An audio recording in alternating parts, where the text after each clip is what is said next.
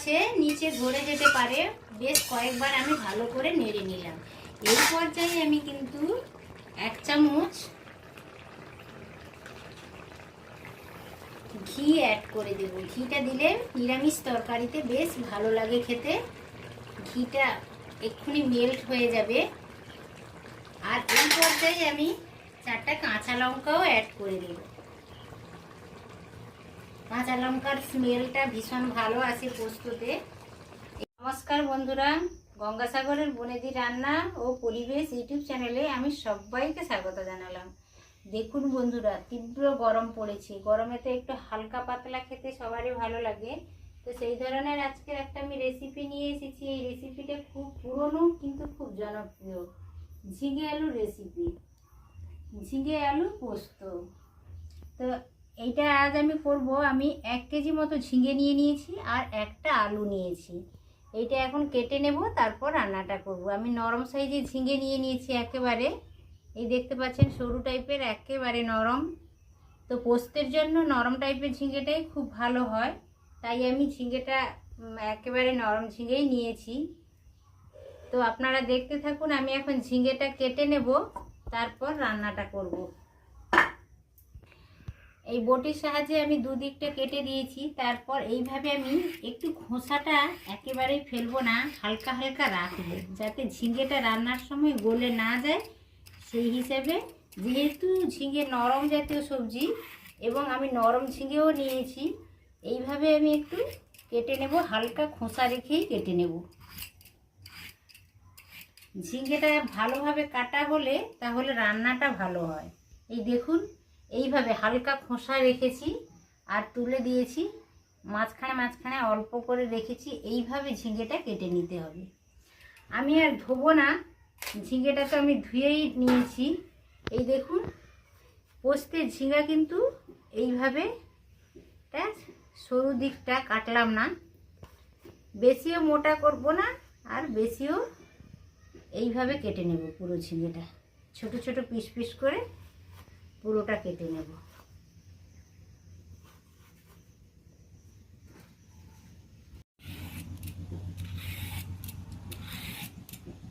হালকা খোসা রেখেই আমি তুলে নিচ্ছি, অল্প অল্প করে মাঝখান থেকে তুলে নিচ্ছি, আর কিছুটা পরিমাণ থেকে যাচ্ছে।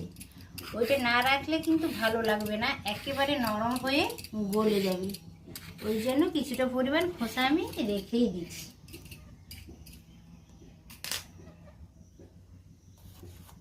আমি যেহেতু ধুয়ে নিয়েছিলাম আর ধোবো না, এইভাবে আমি ছোট ছোট পিস পিস করে কেটে নিচ্ছি। বাঙালিরা তো পোস্ত খেতে খুবই ভালোবাসে। তো বাঙালি অবাঙালি পোস্ত খেতে ভালোবাসে না এরকম লোক তো দেখাই যায় না। তো আজ আমি একটা আলু আর 1 কেজি ঝিঙা নিয়েছি পোস্ত করার জন্য। দেখুন বন্ধুরা, আমি ঝিঙে 1 কেজি পরিমাণে ঝিঙে কেটে নিয়েছি। অল্প খোসা রেখে ঝিঙেটা কেটেছি যাতে না গলে যায়। আর একটা আলু আমি এইভাবে ডুমডুমু করে কেটে নিয়েছি। আপনারা চাইলে শুধু ঝিঙে দিয়ে ওই তরকারিটা করতে পারেন। আমি অল্প আলু নিয়েছি, এইটা সরিয়ে রাখলাম। এর জন্য একটা মশলা আমি রেডি করে নেব। 4-5টা ছোট কাঁচা লঙ্কা নিয়েছি, আধা চামচ আমি চালমগজ নিয়েছি, 7-8টা কাজু নিয়েছি, আর অল্প আমি, দেখুন বাটলে এটা 1 চামচ মতোই হবে, আদা আমি ছাড়িয়ে রেখেছি ছোট ছোট করে কেটে, আর 1 চামচ আমি জিরে নিয়েছি, গোটা জিরে। এইটার একটা আমি পেস্ট বানিয়ে নেব। সমস্ত কিছু নিয়ে অল্প জল দিয়ে পেস্ট বানিয়ে নেব। আমি তো এইগুলো নিয়েছি, আপনারা আপনাদের পছন্দ মতো নিয়ে নেবেন।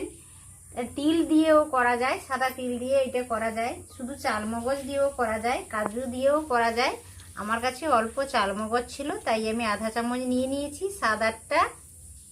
7-8টা কাজু নিয়েছি, আর 1 চামচ সাদা জিরে, গোটা সাদা জিরে নিয়েছি। এইটা আমি অল্প জল দিয়ে একটা পেস্ট বানিয়ে নেব। জলটা দিয়ে দিয়েছি, এবার পেস্ট বানিয়ে নেব, তারপর আমি আসছি রান্নাটা করব। এই দেখুন, এতে আমি মিক্সির ছোট জারে আদা নিয়েছি, জিরে নিয়েছি, গোটা জিরে 1 চামচ, আদা 1 ইঞ্চির একটু বেশি, 7-8টা কাজু নিয়েছি, আর অল্প চালমগজ নিয়েছি। এতেই আমি 2 চামচ পোস্ত নিয়ে নিলাম। এই দেখুন, 1 কেজি পরিমাণ ঝিঙে নিয়েছি আর অল্প যেহেতু আমি আলু নিয়েছি, ওই জন্য আমি পুরো 2 চামচে পোস্ত নিয়ে নিলাম। অল্প জল দিয়ে দিয়েছি, কাজুটা একটু নরম হয়ে যাচ্ছে, তো এইটা আমি বেটে আনবো।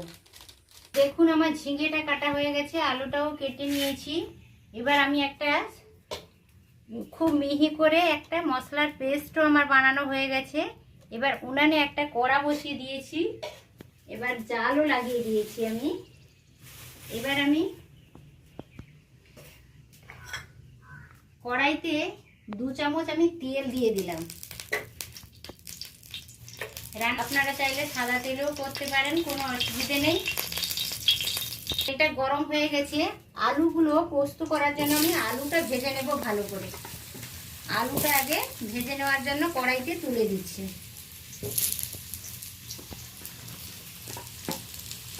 দেখুন আলুটা আমার ভালোভাবে ভাজা হয়ে গেছে। আলুগুলো আমি তুলে দিচ্ছি একটা প্লেটে করে। এরপর আমি তরকারিটা করব। আলুটা ভেজে নেওয়ার পর কড়াইতে 1 চামচ মতো তেল রয়েছে, আর অল্প তেল আমি অ্যাড করলাম, বেশি তেল আমি দেব না। তেলটা আপনাদের পছন্দ মতন ব্যবহার করবেন। তো এতে আমি ফোড়নের জন্য 1 চামচ 2টো শুকনো লঙ্কা দিয়ে দেব।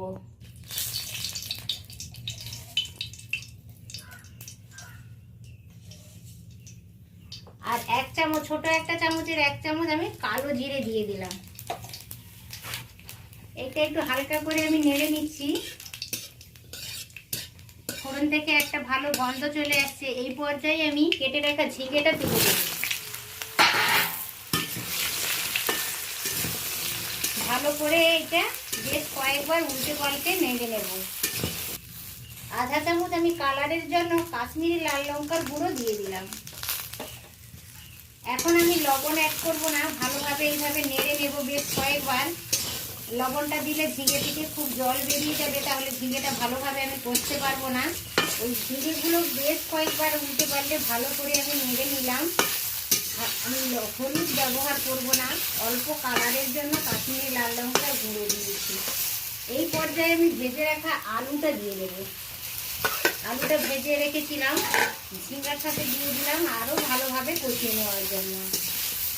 কয়েকবার আমি হালকাভাবে নেড়ে ভালোভাবে এমন কষিয়ে গেছে, কষানো হয়ে গেছে ভালোভাবে। আমি প্রথমের দিকে লবণটা দিলাম না, যাতে জল বেরিয়ে যায়, তাহলে ভালোভাবে আমি কষতে পারবো না। এইবার আমি স্বাদ মতো লবণ দিয়ে দিচ্ছি। পরে টেস্ট করে দেখে নেব কেমন হয়েছে লবণটা। এই পর্যায়ে আমি এটা ভালোভাবে আরও 2-4 বার নেড়ে নেব। আলু আর ঝিঙে ভালোভাবে কষানো হয়ে গেছে, কালার চেঞ্জ হয়ে গেছে, আপনারা বুঝতেই পারছেন বেশ ভালোভাবে কষানো হয়ে গেছে। হালকা জলও বেরিয়েছিল, জলটাও বেশ নাড়তে নাড়তে জলটাও শুকিয়ে গেছে। এই পর্যায়ে আমি মশলার পেস্টটা অ্যাড করব। ভালোভাবে কষানো হয়ে গেছে আলু আর ঝিঙে। এই পর্যায়ে আমি বেটে রাখা সমস্ত কিছু মশলার পেস্টটা অ্যাড করে দিলাম। এইটা জালটা দিয়ে আমি আরো অল্প জল অ্যাড করে দেব, ভালো করে ধুয়ে নিচ্ছি।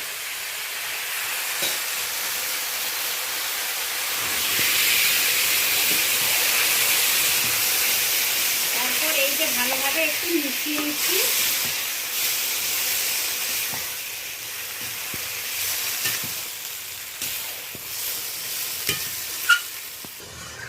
মশলা দেওয়ার পরে আমি আরো ভালোভাবে 2-4 বার নেড়ে ভালো করে কষিয়ে নিলাম। এই পর্যায়ে আমি ফুটন্ত গরম জলটা অ্যাড করব। এই পর্যায়ে এইভাবে যদি পোস্ত রান্না হয়, খেতে হয় অনবদ্য, ভীষণ ভালো হয়। এই একটা তরকারি দিয়েই সব ভাত খাওয়া হয়ে যায়। বন্ধুরা একবার হলেও এইভাবে ট্রাই করে দেখবেন, খুবই ভালো লাগে খেতে। তো এবার আমি জলটা, গরম করা জলটা দিয়ে দিচ্ছি। জল বেশি পরিমাণ লাগবে না, কষানোর সময় সমস্ত কিছু ভালোভাবে কুক হয়ে গেছে, অল্পই জল দিলাম। পোস্তটা আমি হালকাভাবে নেড়ে নিলাম, সমস্ত কিছু ভালোভাবে কুক হয়ে গেছে। এই পর্যায়ে আমি অল্প চিনি অ্যাড করছি। পোস্তটা হালকা মিষ্টি মিষ্টি হলে খেতে বেশ ভালো লাগে। তো আপনাদের যদি মিষ্টিতে কোনো অসুবিধা থাকে তাহলে চিনিটা স্কিপ করে যেতে পারেন। আমি আরও একবার ভালো করে নেড়ে নিচ্ছি। এইভাবে পোস্ত রান্না করলে ছোট থেকে বড় সবাই থালা একেবারে পরিষ্কার করে খাবে। ডিনারে কিংবা লাঞ্চে খুবই ভালো লাগে এই ধরনের পোস্ত। বাঙালি ও বাঙালি সবাই পোস্ত খেতে আমরা ভীষণ পছন্দ করি। এইভাবে আপনারাও ট্রাই করে দেখবেন, ভীষণ ভালো লাগে। বাদাম আছে, নিচে ধরে যেতে পারে, বেশ কয়েকবার আমি ভালো করে নেড়ে নিলাম। এই পর্যায়ে আমি কিন্তু 1 চামচ ঘি অ্যাড করে দেব। ঘিটা দিলে নিরামিষ তরকারিতে বেশ ভালো লাগে খেতে। ঘিটা এক্ষুনি মেল্ট হয়ে যাবে। আর এই পর্যায়ে আমি 4টা কাঁচা লঙ্কাও অ্যাড করে দেব। কাঁচা লঙ্কার স্মেলটা ভীষণ ভালো আসে পোস্ততে। একেবারে সার্ভ করার জন্য রেডি। এই পর্যায়ে আমি উনান থেকে নামিয়ে নেব।